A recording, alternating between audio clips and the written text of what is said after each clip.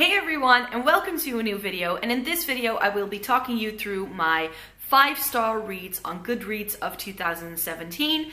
In 2017 I read 45 books, and I'm not too sure whether it's too late to be talking about 2017 books, but I just thought it would be interesting to go over some of my top picks of that year.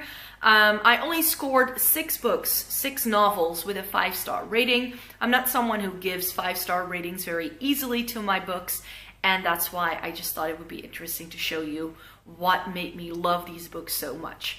Book number 1 is Neil Gaiman's American Gods.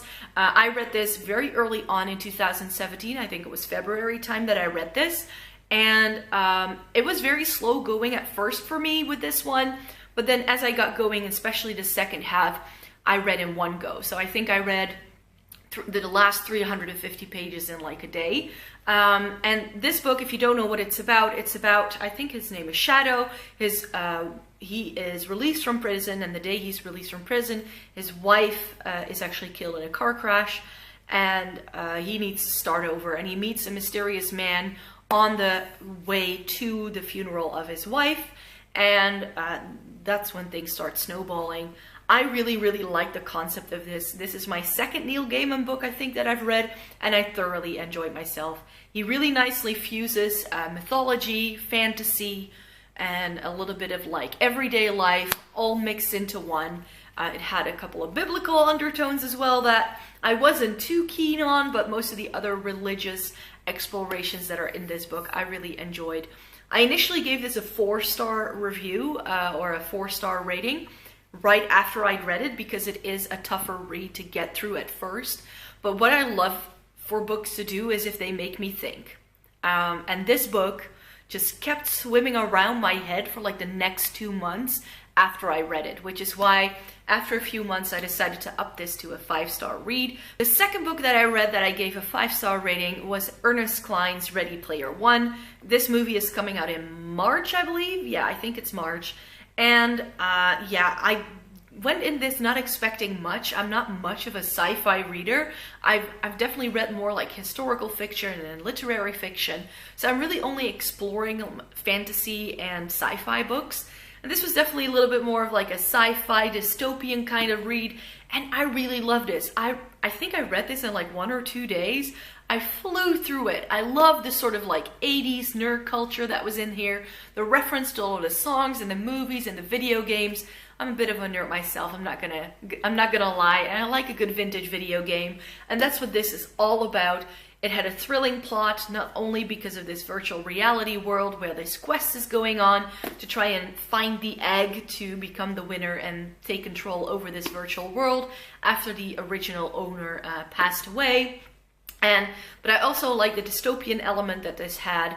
I thought it was a very interesting read as well, and I just loved it. It was such a thrilling book, and it was definitely something new for me as well to read, which is why this ended up getting a 5-star rating. Now, a couple of books that I read in 2017, I think there are 2 are books in series that I already knew I'd loved, and the first one of that is Lockwood & Co.'s The Creeping Shadow by Jonathan Stroud. Lockwood & Co. is a series that nobody here on YouTube really talks about very much, but this is a YA series that I absolutely adore. It's set in an alternate, like London, alternate universe where ghosts are a problem, and they have certain agencies that try to get rid of ghosts.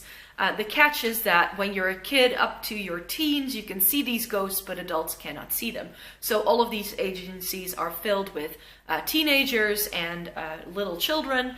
And one of the agencies that, you know, has cropped up is Lockwood & Co. And that's the only one that's not run by an adult. So we follow the 3 main characters in here. And this is just such a thrilling series. I cannot say too much about the plot in this because, you know, you also have to read the other ones. Even though each story is sort of like a standalone, there's a little bit of a storyline going on through all of these books, but not necessarily, you don't have to read all of them, I guess, because there's each time there's a different case they tend to work on, different issues. So I do think you can like read one and then the other if you want. But it's nice to follow the timeline. The first one is called The Whispering Skull. No, The Creeping Staircase.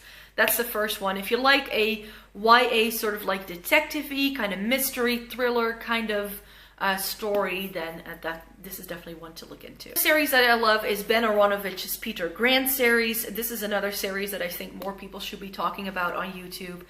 This is The Hanging Tree, which I think is the 6th book in the series.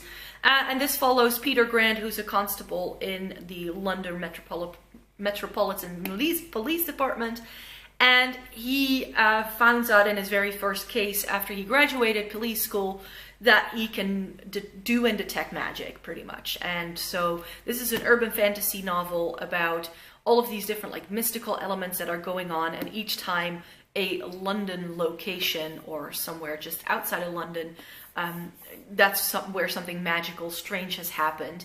And this is all about the location of the Hanging Tree, which used to be the gallows just outside of London. In the olden days, that was right about Marble Arch, so that's where most of the story takes place. And it's about gods, it's about magic, it's about history, it's about ghosts, it's about all of these different like fantasy, gothic-y elements that are all fused into one, and you get a detective story all in one go. This is totally up my street. A new series that I discovered in 2017 that I gave 5 stars is Jim Butcher's Dresden Files. I got this for my birthday from a friend of mine. I was actually talking about having just read The Hanging Tree by Ben Aaronovitch, and he was like, oh, if you like something like this, you might like the Dresden Files. So he gave me this for my birthday. This is the first book in the series. I hope to read the second book in the series sometime this year. This is one of the longest running fantasy series, apparently. There are like 25 books in the series. It's like crazy. But this is about Harry Dresden, and he's a magician. And he sort of offers his skill set to the public of Chicago, which is where all these books are set. I love Chicago as a city, so it was really great to find a series that's set in this city, and it's about like magical elements. It's a little bit about history, fantastical creatures, fighting demons, and all that. I do have to say that our main character is a little like sexist at times, but if you take that with a grain of salt, then I definitely think this is a good series to look into. And then the final book that I rated 5 stars was my final book of 2017, and that's this. This is These Shallow Graves by Jennifer Donnolley. This is sold and marketed as a YA historical mystery fiction, pretty much, which I agree with, apart from the YA, because apart from the fact that the characters in here are in their late teens, I didn't feel this very much read like a traditional YA novel. There was a lot of history involved here, a lot of like suffragette, kind of women independence, the role of women in society in this like late Victorian, early 20th century era, and the consequences that it has to be a woman at that, or a young girl in that day and age, which I think was done very well in this book, actually. There wasn't a very big focus on love interests, even though they were there because, you know, it's YA, but they were very sort of like realistic, and it wasn't like this love triangle where it's like, ooh, I like you, but I like you as well, and which I'm kind of like over with when it comes to YA. This, I think, was done very well written. I read this in a day in my Christmas vacation. It was a bit of mystery, a bit of history, and everything in between, and I just really liked it. And I liked the main character. She like kept it real, so I like that. So there you have it, my top 6 reads of 2017. Please leave a comment down below and let me know your favorite books from 2017, because I'd love to know. And if you like this video, please give it a thumbs up and come back next week, because I have new videos every single Sunday. I hope to see you in my next video. Bye!